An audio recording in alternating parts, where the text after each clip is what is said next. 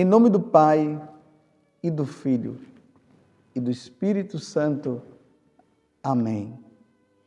Naquele tempo, disse Jesus aos seus discípulos: nem todo aquele que me diz Senhor, Senhor, entrará no reino dos céus, mas o que põe em prática a vontade de meu Pai que está nos céus. Naquele dia, muitos vão me dizer: Senhor, Senhor, não foi em teu nome que profetizamos? Não foi em teu nome que expulsamos demônios? E não foi em teu nome que fizemos muitos milagres? Então eu lhes direi publicamente: jamais vos conheci. Afastai-vos de mim, vós que praticais o mal. Portanto, quem ouve estas minhas palavras e as põe em prática, é como um homem prudente que construiu sua casa sobre a rocha.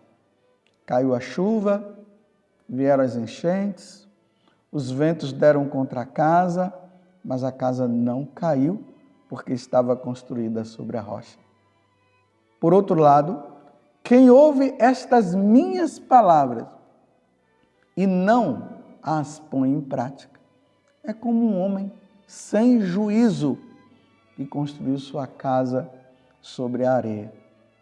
Caiu a chuva, vieram as enchentes, os ventos sopraram e deram contra a casa, e a casa caiu, e sua ruína foi completa. Quando Jesus acabou de dizer estas palavras, as multidões ficaram admiradas com seus ensinamentos, e de fato ele as ensinava como quem tem autoridade, e não como os mestres da lei. Palavra da salvação, glória a vós, Senhor. Com esse evangelho de hoje, nós encerramos o Sermão da Montanha. Estamos agora no capítulo 7, do versículo 21 até o 29. Eu tremo diante deste evangelho, porque esse evangelho me leva a questionar como realmente eu estou. Se eu estou levando uma vida verdadeira com Deus, ou se eu estou brincando com Deus. Aqui Jesus fala assim: naquele dia, muitos vão me dizer. Que dia é esse? O dia do julgamento universal. Todas as nações serão julgadas. Todas as nações. No capítulo 25 do Evangelho de São Mateus, nós vemos lá Jesus narrando. Mateus fala de Jesus que virá na sua glória, vai colocar as ovelhas de um lado, os cabritos do outro, para mostrar que os cabritos são os rebeldes, os que não levaram uma vida com Deus. E as ovelhas foram aquelas que viveram com Deus e que praticaram o que Jesus havia anunciado. E ele faz essa distinção. Uns vão estar à direita e os outros à esquerda. E ali irão passar por um julgamento severo. E aqueles que não levaram uma vida santa serão condenados, precipitados ao inferno. Aí Jesus disse que aqueles que levaram uma vida santa serão absolvidos, sim. Aqueles que levaram uma vida santa irão para a vida eterna com Deus. Só que aqui, meus irmãos, Jesus está trazendo um detalhe daquelas pessoas que levam uma vida assim, dissimulada,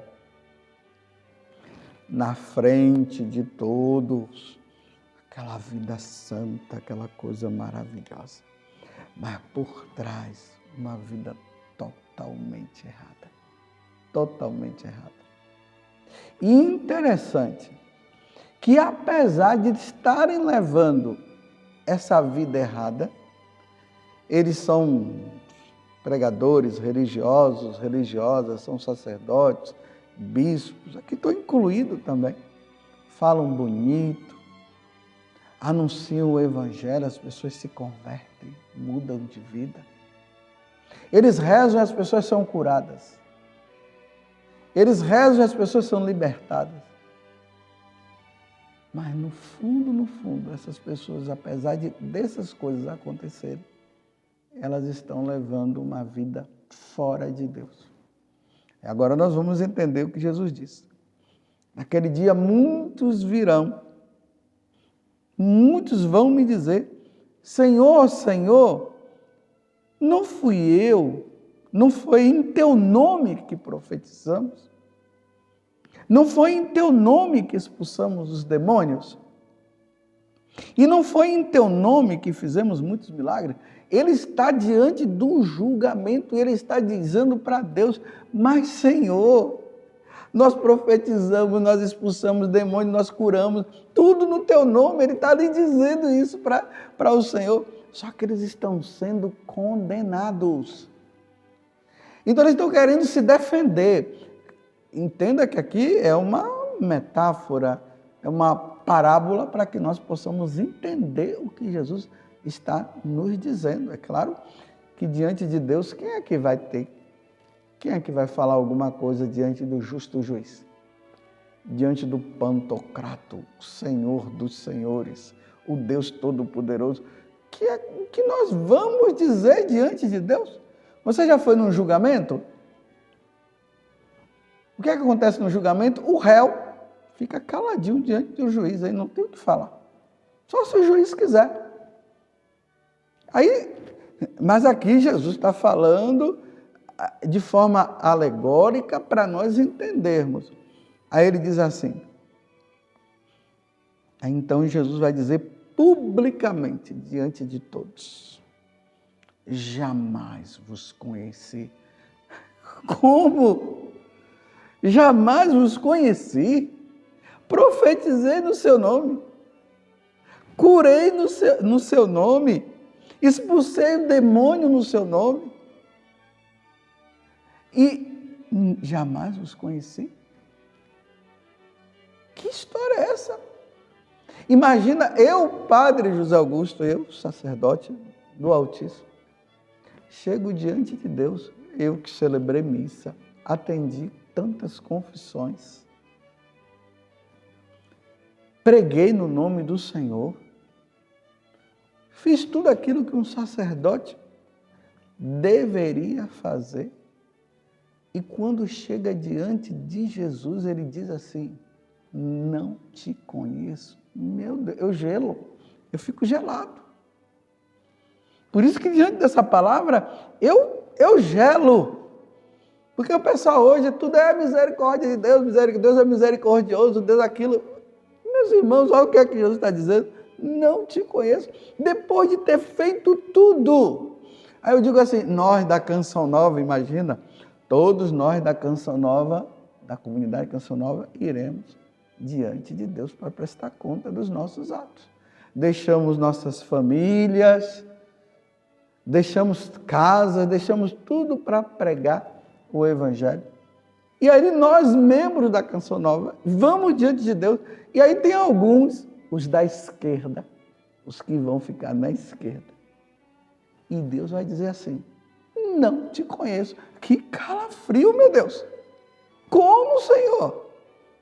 No dia 2 de fevereiro, eu fiz tanto a minha consagração. Eu fiz um pré-discipulado, um discipulado, fui júnior, fiz o meu definitivo, preguei no seu nome na África, nos Estados Unidos, na Terra Santa, na Itália, em tantos outros lugares.